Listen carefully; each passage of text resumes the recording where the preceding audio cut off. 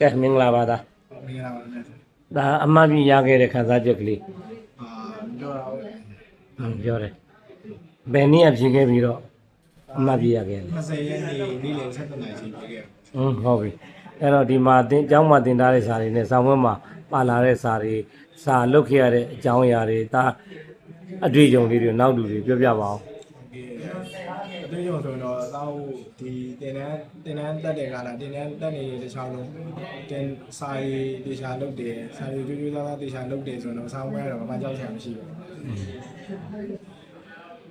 ဒီကြရများလို့ဆိုတော့